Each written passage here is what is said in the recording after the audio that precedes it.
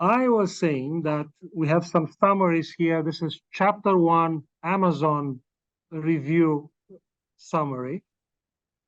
And then I thought, just for fun, to do a chapter 1 ChatGPT summary.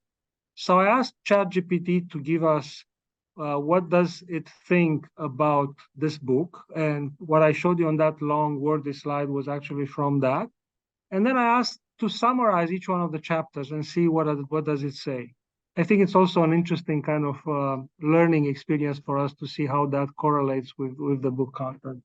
So it's interesting. It gives you a little bit more of kind of a higher level overview, talks about the protagonist, Alex Rogo, at the Unico Manufacturing Company.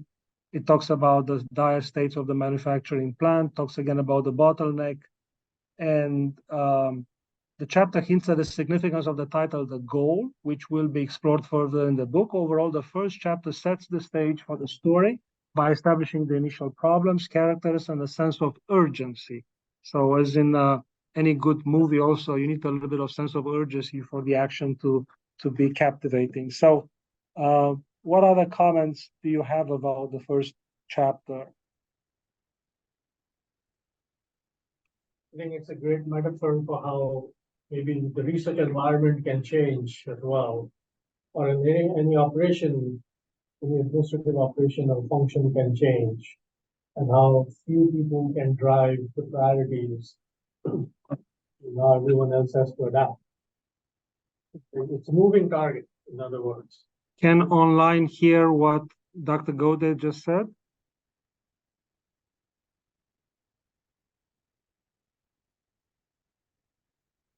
Yes, perfect, perfect. So this is manufacturing company. So I wonder how many people did we lose from the beginning of the book reading it? And like, how does this apply? Does this apply to us? Yeah, every day. So people say every day.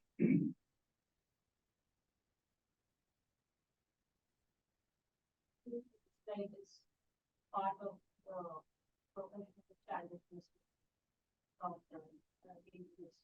Okay, so it's really about operations, problems appearing during operations, manufacturing or not. Now, I think there's one important theme in this entire book, and it comes up from the first chapter, really. It's about it may not take a lot for the operations to halt, and you may have an area that is crucial for the operations to continue. So if you have an area like the bottleneck, this NCX machine, things can be accumulating. So people may be working very hard proximal to that point and still produce a lot of parts, or I don't know, process consults or do echocardiograms for the patients to be seen in the clinic in cardiology. But if you don't have a cardiology clinic, guess what? All that effort is just accumulating almost like inventory, but this is parts proximal to generating the final product. And the issue is you identified you have a problem when the bottleneck is too narrow for what you're trying to accomplish, right? The second part that I think it's very common between the theme of a plant and us is that a lot of times we're dealing with linear processes. And if it's not linear, if you think it's too complex, I wonder, can it be decomposed into a more linear segment and then identify each one of them bottlenecks? Good. So now that you're very satisfied with the two reviews, one from Amazon and one from ChatGPT, what do you want to say about the second chapter? Second chapter was how they solve it, right? He comes home and then he has that exchange with his wife and he goes back. They get the order out. Or is that the next chapter still? Yeah. Yeah. Yeah. This.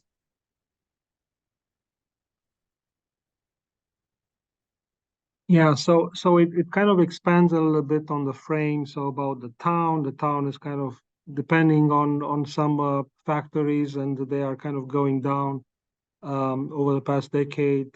There are problems at home. Rogo doesn't spend a lot of time with his family. the NCX is repaired, but then how do you restart the operations and how do you prioritize?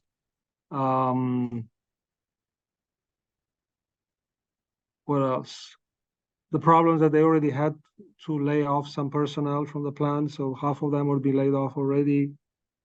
And you have inventory stacking up. So as much as you can have the raw materials, the things proximal to that the bottleneck, they can accumulate. Let's see what ChatGPT has to say about this. The urgency of the situation becomes even more apparent as the threat of plant shutdown looms. So, you know, I like the fact that it has a little bit of a more literary kind of connotation to it. And the concept of constraints and the theory of constraints are introduced as central themes that will be explored in depth as the story unfolds. So I think it kind of jumps ahead a little bit here because it really doesn't say anything about the theory of constraints in the first chapter. And you will see later on there are a few other discrepancies. But yeah, so it starts out identifying the frame, expanding a little bit on the framework, and then the issue of performance and how does that get approached. Any other comments from anybody else about this chapter?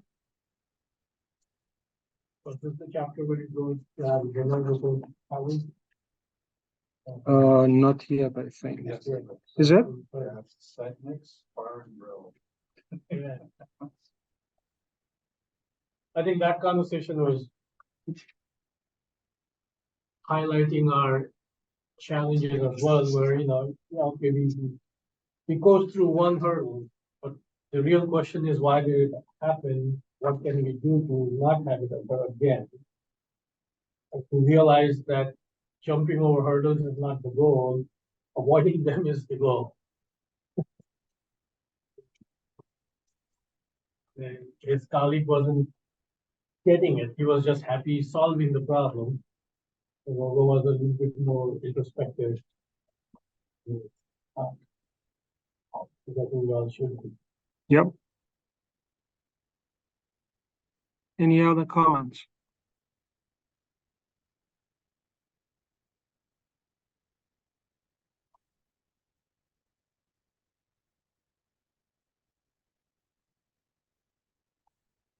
And we can do it this way, the same as ChatGPT wants to do it. We can jump directly to the theory of constraints and then kind of apply it. You know, it's almost like when you read the second time, you understand it better if you have a different frame of mind versus everything is new. But I thought that was interesting.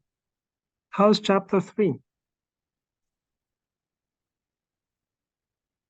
Chapter 3 was really about what the dire situation we were in back to address opportunities for improvement.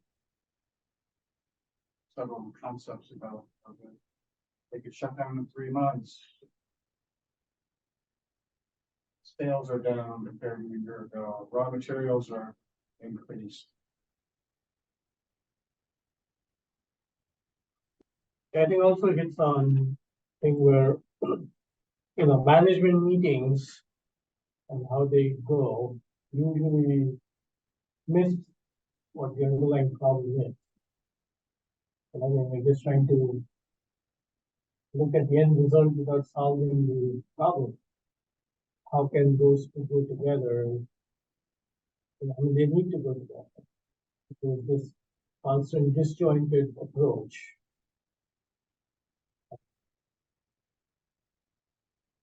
Kudos to the guy for just walking off the whole day. Yeah.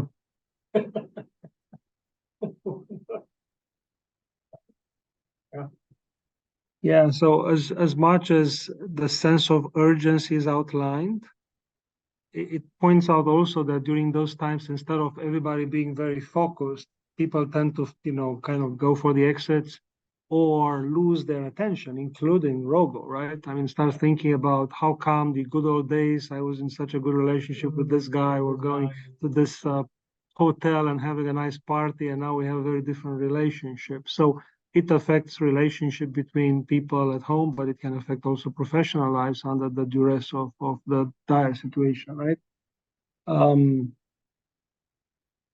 Yeah, and sometimes you may lose good people along the way, especially during those times of trouble.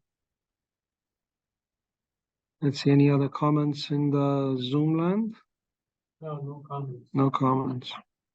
You will see what Chat GPT has to say about this.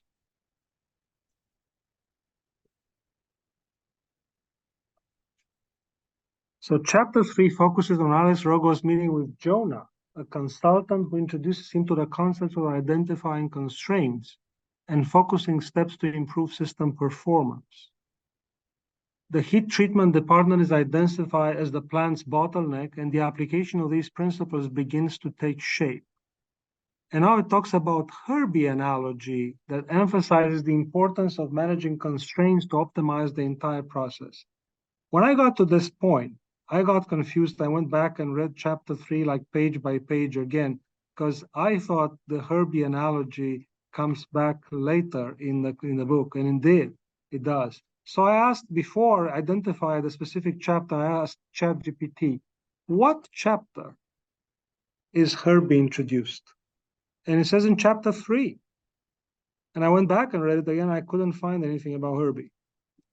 Yeah. It's what is called AI hallucinations. It makes up. It makes up things, right? I think confabulation is probably better. But people forget that these open AI platforms are not necessarily collating or taking from a source material, but is actually picking up from different areas, right? So you cannot even trust that. So be careful if you rely on a book review on AI, that may not be very accurate. Chapter with Herbie is actually chapter 15. Yeah,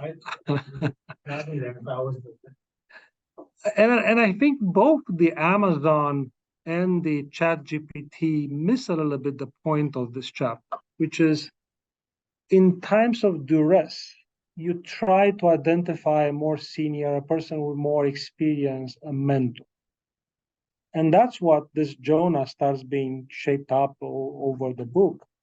And the other thing that is a common thread between why is this manufacturing management book a novel and what's happening between the main protagonist and Jonah is it's a very Socratic relationship. So Jonah is the type of mentor that reminds me of a different type of book that is called Good Leaders Ask Good Questions, Great Leaders Ask Good Questions, which is Jonah along the way in the entire book does not provide answers, but ask questions. Oh, you introduced robots, and how did that help?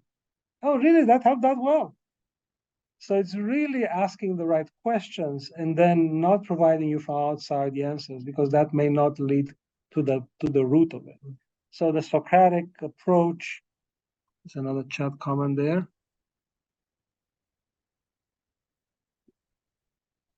Yep. And then that's right. So Lawrence says here exactly about chapter 4, and ChatGPT is really jumping the gun here, right? Not only with Herbie but also with Jonah. And I did not give you with each one of the chapters when I asked summarize the chapter. It does first the usual bullet thing, which goes again through the theories of constraints and all the things that I pointed out on the first page.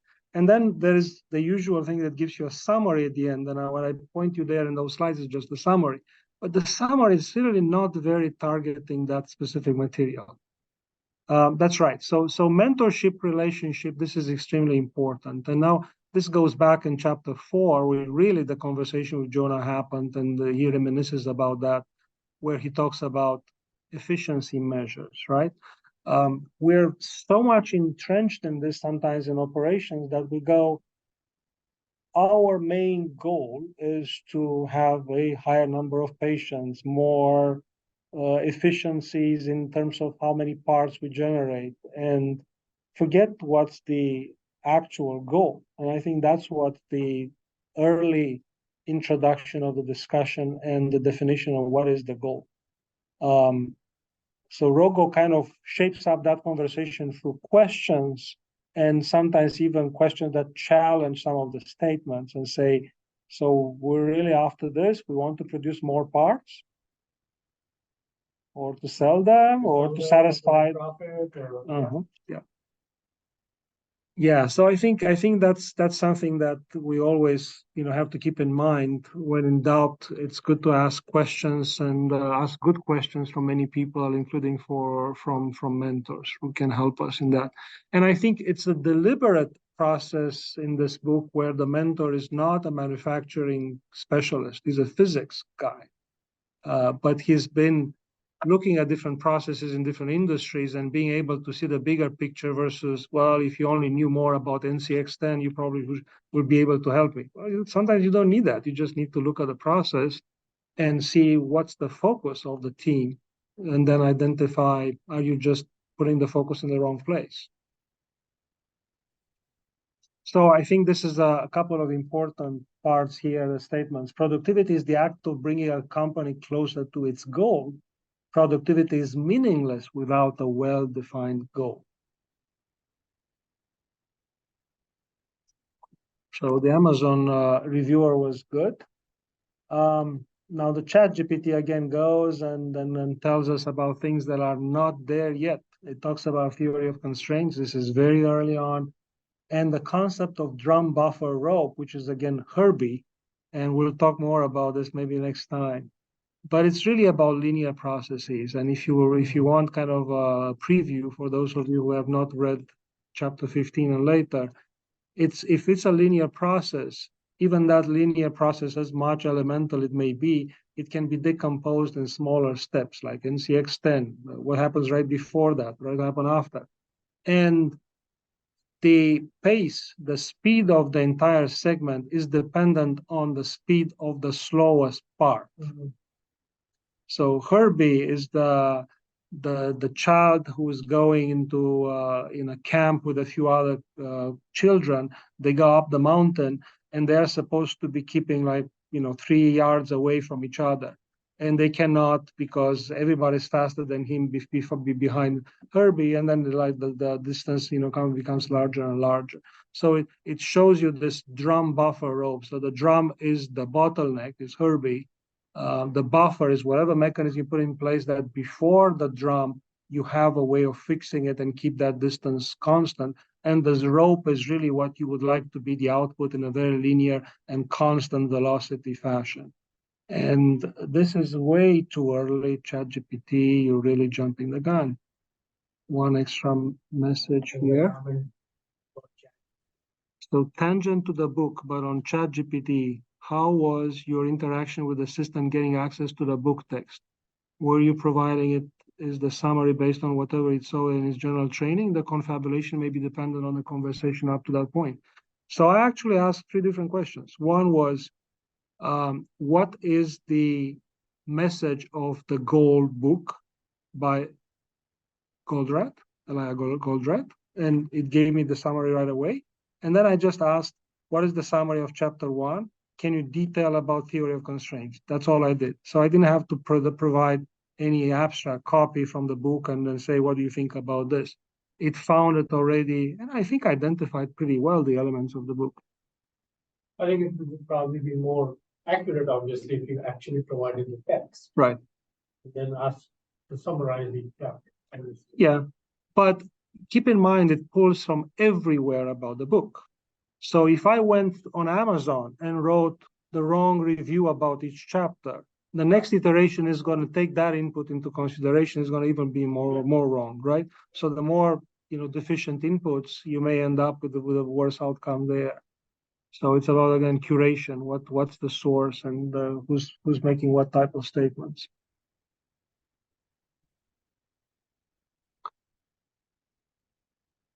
Yeah, so on that line, I was actually listening a couple of days ago on a conference on use of AI at the point of care in medicine. And the physician who was using ChatGPT, as 20% of physicians apparently use ChatGPT nowadays. He was using it in the clinic and look at what's the differential diagnosis for a child who presented with cardiomyopathy, vision loss, and there was something else, a third characteristic. And the not ChatGPT, it was a different platform for AI, said your top 3 differentials are this. And if you want to be more comprehensive, the top 18 diagnoses are these. So it's really about being comprehensive on the top 18, but also was able to look at top 3. And he said out of those top 3, he wouldn't have thought about number 1, which is a rare syndrome, Alstrom syndrome, that he wasn't even aware. But then he wrote in his note, this is likely Alstrom syndrome, and it's very likely not number 3, and he wrote the argument. And then next day he ran the same query through the OpenAI platform, and OpenAI said number 3 is falling now to number 18 on that list. So it goes back to the larger conversation that some people say, well, garbage in, garbage out.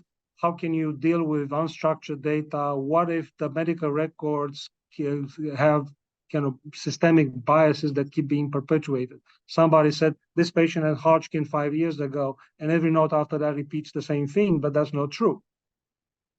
It's going to be influence, right? So what process do you put in place to curate that? But this is not about AI, right?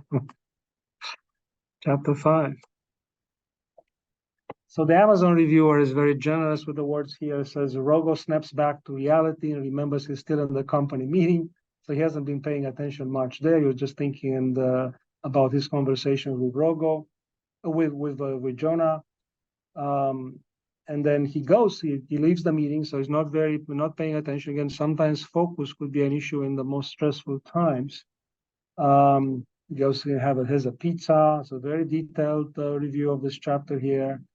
And then I think, again, the important part is productivity, efficiency, quality, and how technology and sales are important here. And it goes, I think, to the crux of it. What is the goal? So it's a manufacturing company, and he decides it must be about making money. Let's see what ChatGPT says. Portrays the challenges Alex Rogo faces in introducing the theory of constraints to the team. That wrong is not there. There is resistance and skepticism. That's very interesting, right? So this is kind of the affective part, the relationship part, and it picks up on this. It says it's about resistance and skepticism about them team members. So those executive conversations that are described in the book picks up on those things instead of saying, Peach disagreed or Nathan left the room. And then again goes back into the confabulation about drum buffer rope system for scheduling.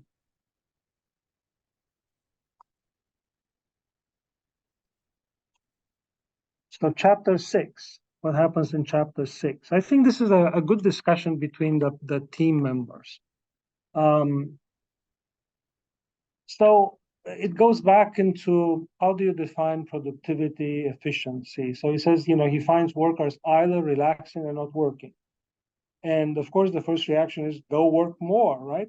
But then does that make sense if what you're producing doesn't get translated through the bottleneck? Do you have to make people do busy work when the output is really not improving productivity, not reaching the goal, right? Again, the conversations with the team members, and I think it points out very nicely, you need to have a team member. It's not only about making more money, the revenue, but they go back and say, well, it's important to make profit. So that takes the cost consideration into play. And so you need to make more revenue than cost. So you have actually profit. It goes to the return on investment, meaning that you have to buy another NCX10. Is that expensive? Is that going to play a role in how how much more you maybe need to generate in revenue to be profitable? And the cash flow, how important it is to have that type of money on hand for you to sustain operations. So it gets a little bit more kind of diversified. As we know, the financial metrics could be pretty complicated. And it goes back to the fact that he's ignoring his family life and obligations and is only thinking about how to assess, how to evaluate the company. So in a way, this is a part where things are pretty troublesome for the characters in the book. It's stressful, and they don't seem to have a lot of answers, but they keep asking themselves, are we looking in the right direction? Are we trying to fix the right thing to make it better? ChatGPT says, Chapter 6 highlights the impact of the changes made in the heat treatment department and the successful application of the drum buffer rope system. The improvements in throughput and inventory management demonstrate the effectiveness of managing constraints. However, skepticism and resistance among team members remain, creating an ongoing challenge for Alex Rogo in his quest to save the plant from shutdown. It's almost like taking summary statement for the entire book and kind of splitting up, not necessarily in connection with what's in there, right? Okay. This is my last slide, but I really would want to kind of spur more conversation about a few questions, because each one of these chapters and areas in the book bring up a few things. So first of all, I already asked, is your area of operation akin to a manufacturing plant? Are the processes in your area linear?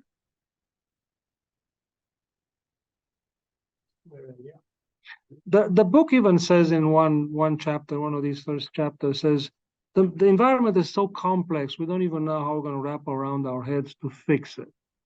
So the question, is it linear? Some of it is linear. Some of it is dependent on other subsets of processes. Right. Branching. Yeah. Rate limiting steps are different. Yeah. Goes back to what you were saying earlier. You can break processes up into smaller Right. components. Right. And those smaller components themselves can Yep. into the overall process. Yep. So, say, my perspective, yes, they are linear, but they're probably smaller components that are then stitched together. Does this apply to healthcare, medicine, all types of research, including implementation science? I mean, in my mind, I don't know why, when I think about this linearity, I'm thinking about patient experience journey, where they say, well, I have chest pain. I need to call for an appointment or to get an ambulance. I need to go to the appointment. I need to be evaluated. Then they're going to give me a prescription. Then I go to pharmacy to pick up a prescription, and then I go home. It's very linear, right? You need to go and see a sleep doctor.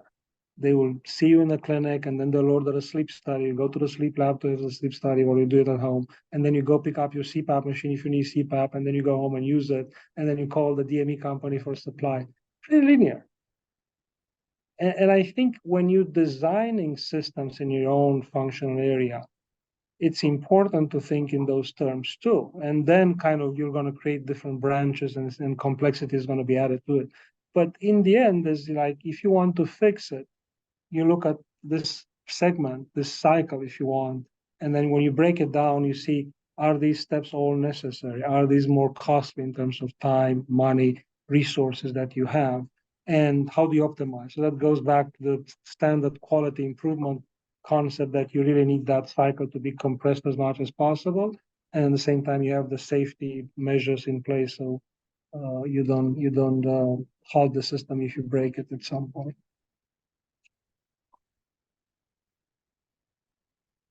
So what bottlenecks can you see in your area, and how does one fix a bottleneck? So if you want from your own areas, you can give some examples.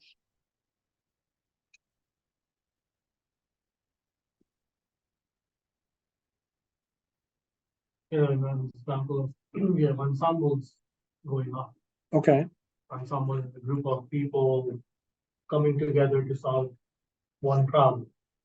And there are different types of people. There are clinicians, there are researchers, basic science researchers, community members, patients, everyone is together. To keep that group going, keep the group vital, have the vitality going, that becomes a problem sometimes. And that sometimes the ensemble evolves into just a couple of people actually being active, and the rest just being, passengers in the car. So that can become a bottleneck. Who is driving? Is there enough force? And which direction are we going because of who is driving? maintain that active participation can be a bottleneck towards the goal of the ensemble. What's the goal of the ensemble? Depends whatever they're set out to do. Say it's a publication, or say it's a research project, clinical trial, what they want. Maybe it's a community project. Yeah, so towards that goal, we need much. It's a non-linear process.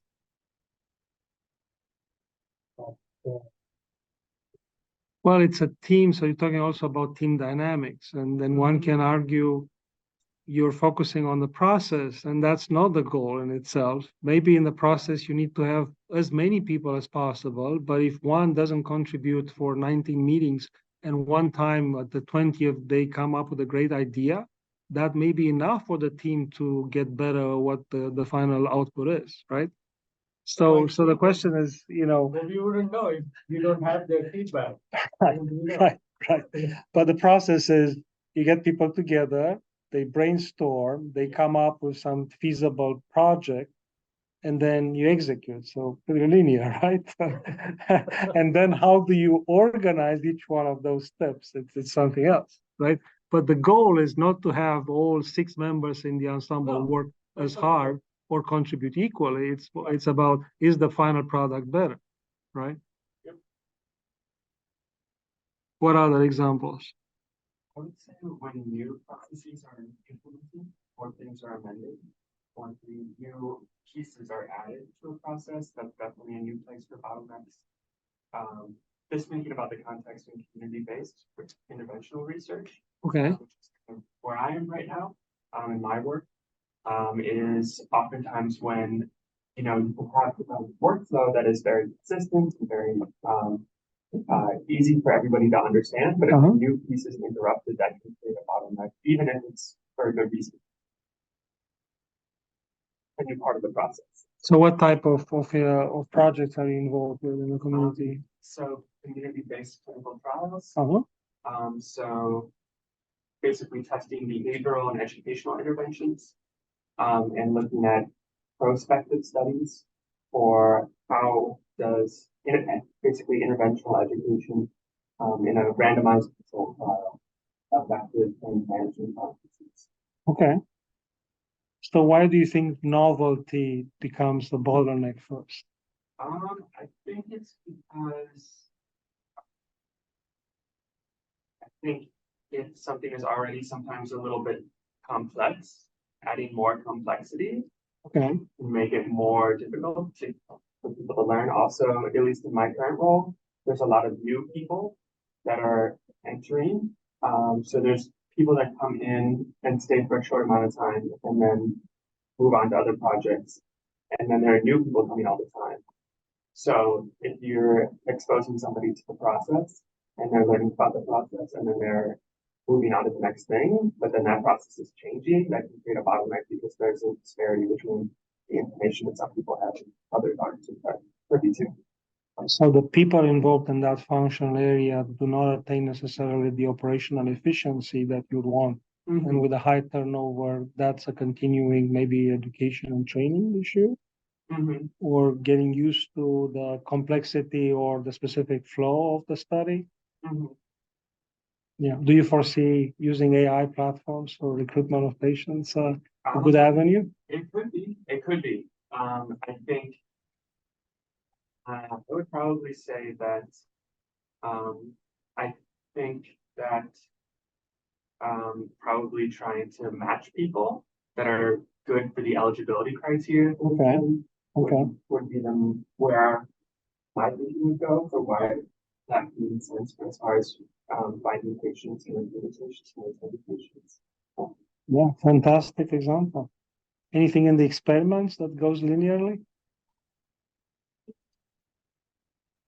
Protocol, for example, it always comes, there's always someone making improvisations in the protocol, and that can sometimes take a lot of time because we need to optimize a protocol for it to work. Sometimes takes a lot of time for that optimization to come for the results we want. order of we are looking for. There are like so many different ways in which something can go wrong when we are not getting the desired result. So I feel like the optimization process takes a long time. Yeah, absolutely. So you're absolutely right. Bottleneck may be a relative term, right? It doesn't have to be complete stoppage, maybe just inefficiency, and then you're trying to optimize to increase, if you want, the flow through that stricture, and then you're moving everything along from the proximal area all the way to the distal area better. That's true.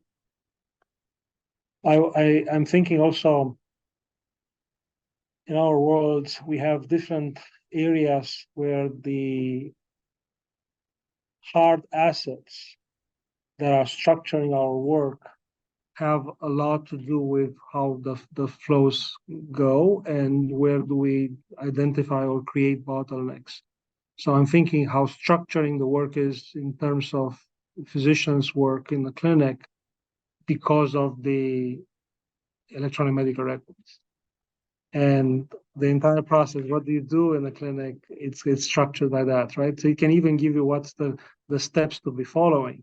So I was joking with the same speaker that was doing the AI conference the other day, that if we are continuing to structure our workflows in the subjective, objective assessment and plan SOAP frameworks, at what point are we going to be able to look at the structured and unstructured data in a more unsupervised way and become better and a little bit let things flow a little bit faster in the clinic, right? I mean, the same individual who was using his own AI platform was seeing 15 patients, pediatric cardiology patients in a half-a-day clinic. Which takes me to the last point there. What is our goal? So I will confess that I have done a book club with this specific book with a previous team in my previous work of employment. And we had an executive team of 6 people. And we bought a book and we did a few chapters and we would meet every other week and discuss what's the book showing and is there any parallel to our world and our area of functioning, our professional lives. And I was pleasantly surprised to see how well the book was taken by the team members and how much it structured the way of thinking for the team members years later. I mean, I would be in the middle of maybe a more difficult situation with the team, and the team said, well, we think the bottleneck is this. And if we did this to the drum, we can actually identify that there would be probably 3 areas where we can expect the next bottlenecks. So for the entire system, we should be approaching it this way. We need maybe an extra sleep practitioner in the clinic, 2 beds in the lab, and maybe 4 more recorders per week for home sleep apnea testing. I found it fascinating that people did find from a manufacturing kind of plain book so applicable to our own professional lives in medicine. It's totally relatable. At the end of the day, I think it's processes, it's problem solving, and it's anticipation. Anticipation goes a long way. So being agile, being flexible, identifying problems in a dynamic fashion, right? Pre-identifying, anticipating the bottlenecks. You talk about implementing a clinical trial. The same thing. When we do some feasibility assessment, that's what we are assessing is where is going to be the bottleneck in this whole process. Yeah. Is the lack of subjects or hard to recruit trials, PIs or clinic rooms? Criteria too difficult. Can we change those? Is it going to be hard to come by? Is informatics able to help us with NLP in free text extraction? All of that. That arrow made it pretty fast. Is the health system going to give us the data? Yeah. Theoretical concept, but maybe it's practical. But what's the final goal? So this is what I was amazed by my previous team, that they came up with a goal. I asked, well, we were in a government facility in a VA hospital. So I asked them, is our goal to make money? What did they say? Yes and no. And I think that was the correct answer. You cannot survive if you're not financially viable. Nobody's going to give you the resources you're asking for unless it makes sense financially. So while not the ultimate driver is not making a profit, being financially sustainable and using the resources very carefully is the way to go forward. Now, they said in medicine is something else. Mhm. And I don't want to plant the door to answer for you guys. I suspect the answer, we're going to ask the same question at the end of the book club, of the second part. I suspect the second time is going to be a little bit different. But I'm curious to see, is there anything else besides making money or be financially sustainable?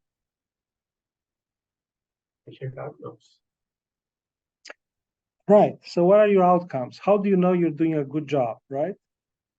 When you talk about clinical trials. Oh, in clinical trial, yeah, and patient recruitment. Right. So do you meet your Recruitment and recruitment retention. targets? Right. When you, and then I would say data integrity, quality of data. Yeah. So I think I gave this example of one of the clinical trials that I was a local site investigator that went on for 5 years, took another 3 years to analyze the data, and it was a complete flop. Was that a successful enterprise? Did we reach our goal? What was the goal? So the goal was to develop an intervention that will actually help patients. We did not prove the intervention was useful. We did not prove the intervention was not useful. We were underpowered to show a difference. The study was stopped prematurely by DSMB because it was quite clear we're never going to reach a signal one way or another. So is that a goal that we accomplished? Well, I wouldn't say, even if you had said that you did the study and it showed negative result, that's still a goal. It's still good, right? Because it says, But well, at least you should not be say using here. something that is, Right. don't do this. At least it says that. But that third scenario is rarely in our mind when we design a study. We say, well, we're going to either prove it's useful or we're not going to be using this medication for this condition, and end of the story. But then what if you're not able to enroll? Or I'll give you another example. There was a study in cardiology a few years back that led to approval of a new medication for congestive heart failure. Pivotal study, FDA looked at it, perfect, very robust data, approved the medication. And then a letter to the editor went on and said, did you analyze the data that came from Russia separately from the one that came from all over the world? And FDA requested that analysis and found out that the only positive effect was in Russia. Everywhere else in the world was actually the opposite. It pulled the approval of the medication. So is the successful goal of the study to obtain statistical significant results that are convincing enough to lead to approval of medication in United States or North America? Or I think it's a success for patient outcomes, but not for the study. Because patient at the end of the day won, because they won't be getting like intervention thinking it's going to help. Yeah. But yeah, the research as such, probably. So outcomes, you brought up an issue, and you have to be careful how you define the outcomes of clinical trials, basic research, translational research, implementation science, adoption rate, whatever. But then, is there anything else beyond that? What if you're able to approve a medication based on your study and nobody would use it because it has some weird side effect? Did you reach your goal of spending millions of dollars? And in cancer. It's not hypothetical, I agree. Tremendous side effects, but mortality rate from side effects is as high as mortality of the disease. And yeah, so what's the goal? Goal is to try. Oh, so the goal is not to be making profit, but to spend the money trying. The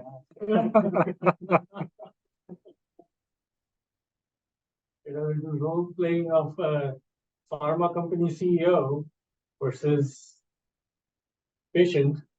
Yeah, the goals are very different. I'd say equity would be a goal. Okay. Or more healthy quality. Whether that's like the quality of access to care, or maybe quality of care, or maybe a health outcome that you want to improve. You see if it's there. Yeah. I like where you're going with that. But I don't know, but I'm not exactly sure. I think it gets at least in my field of research, it gets a little bit tricky because it's difficult sometimes to measure those things.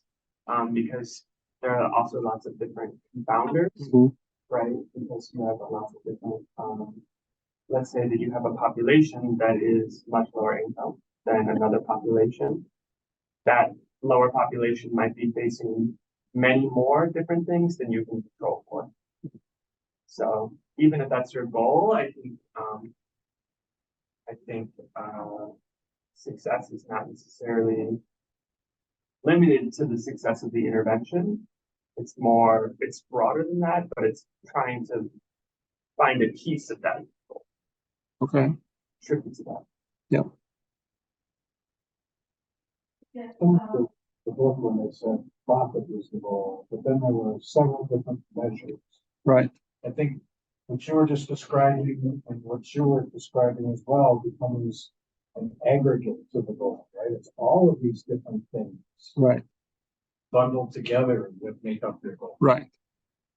You're right. So you either say something very general that is pretty much intangible. We want health equity. Or you divide it up in more specific components, more tangible. And it's not about making a ton of money if you're spending 2 tons of money, right? It's about return on investment, it's about profit, it's about efficiencies. Yeah. Yeah, you triggered another thought that I already forgot now, but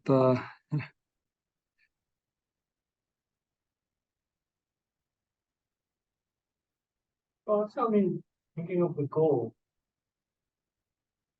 I think there's always a disparity between how the goal is trickled down to the ranks of information.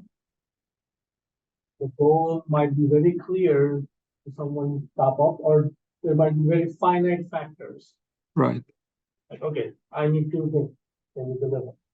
But then as we go down, it just broadens. Okay. Because to achieve those 2, there's always going to be more and more components needed. So they have dependencies. They are shorter segments that you cannot fix in isolation, right? Because they depend on the input from more proximal area, and then downstream other processes need that. So it gets into the complexity, right? Can you really fix only one segment and think the entire flow is going to be fixed? Or you may have more stringent, more severe strictures proximally and distally, and that doesn't matter if you fix yours, right? So complexity, yeah. And I've seen this very tangential, but when companies go through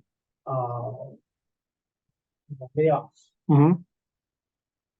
I've seen that affect downstream. We have not done it here, but other private company examples, the directive comes that get rid of X number of people. And that just is an indiscriminate layoff. Yeah. Rather than looking at, okay, who is actually critical for what process? And are we then, if we lay off this position, are we going to be able to, someone else, can they fill this role? Yep. It's a fantastic example. It's absolutely fantastic. And it just completely disrupts Yep. at the granular level the operation. And then I think it even more hampers the ultimate goal. Your productivity is going to be bad, your profit is going to be bad. Yep. Name it, and it's going to be worse. Right. Fantastic example.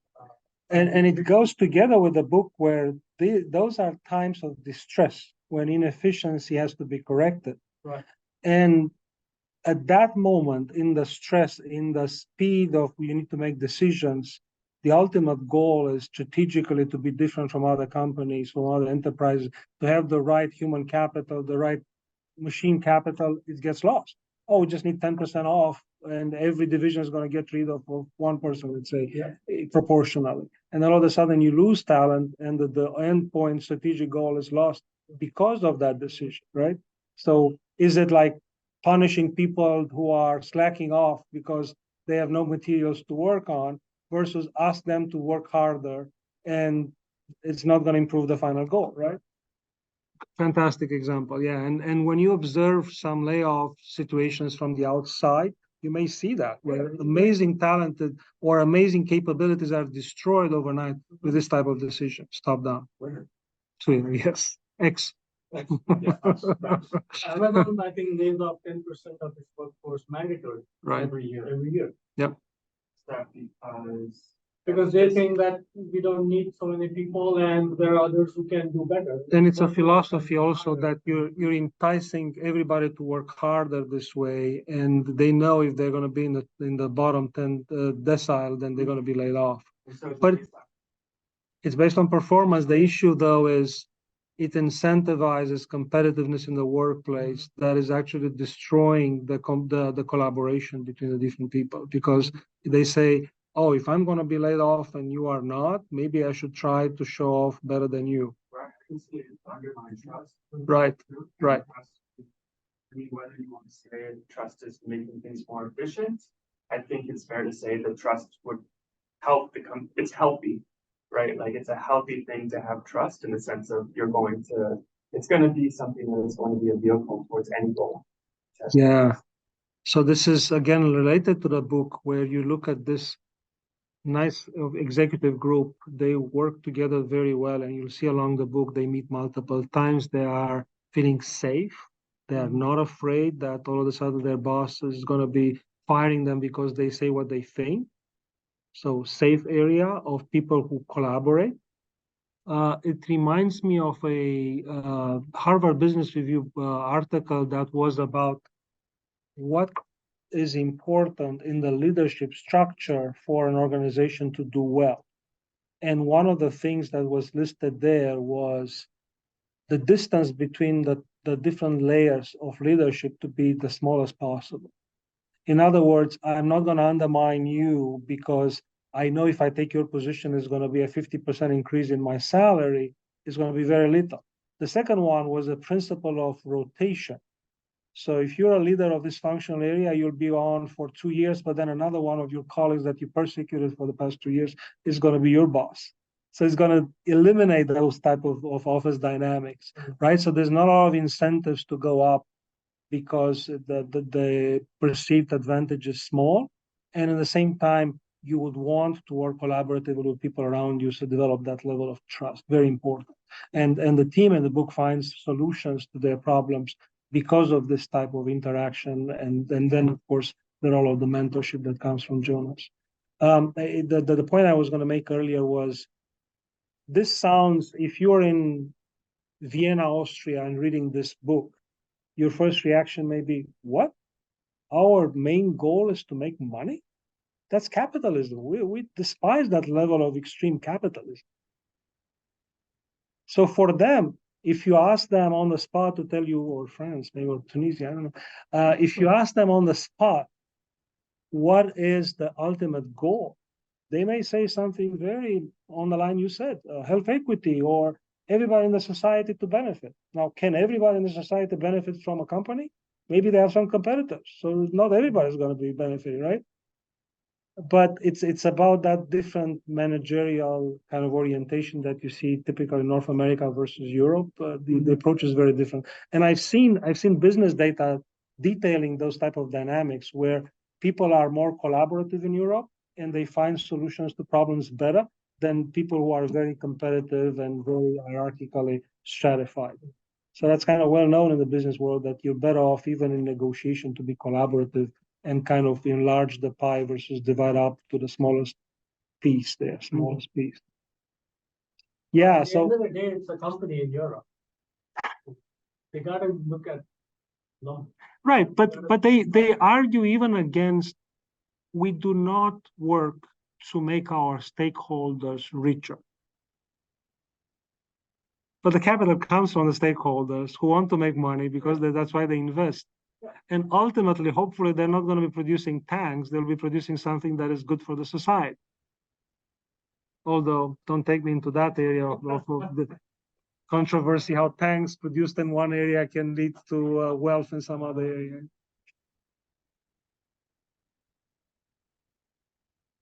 Yeah, so I think along the way, once you'll be reading the rest of the chapters, your idea and the answer to the question, what is your goal, is going to keep changing and it's going to become more and more refined. But I'm very curious to see at the end of the goal book reading book club in December, where do we end up? How do we define our goal? Let's see, any other comments or questions from the Zoom land? No, nothing else I see. Nothing left there. Hopefully, you're very satisfied with our Amazon and ChatGPT platforms providing us reviews and summaries. Makes my life easier from doing slides. I mean, they're making us do all the work here. But I was going to say, what type of book club you have slide presentations? Only the ones that you want to show all Amazon reviewers and ChatGPT is supposed to be interactive and kind of a good fight of ideas there, right? So keep in mind the question, what is the goal? How does this apply? How do you modify it? Where do you see over time that the theory of constraints may help you refine them? I found that a pretty interesting journey in my previous places of employment. Final comments, questions, insults? I guess one thing I was thinking about was like goal setting in terms of making the decision process and setting the goal. Uh-huh. And also the decision process and changing the goal. And so if the goal is either realized as not accurate or it is not valued Uh-huh. versus a goal that perhaps is unrealistic, Right. given the constraints. Yep. I guess my thinking is what is the best way, and maybe that is a little reductionist, but what is an effective way to go about changing the goal once you realize that it's not in line with your values or not within the constraints? Fantastic comment, because in my mind, if you look at the tire company or plant, wherever you want to zoom in and as the unit, the output of that plant is going to be maybe, I don't know, equity for the stakeholders, right? Mm-hmm.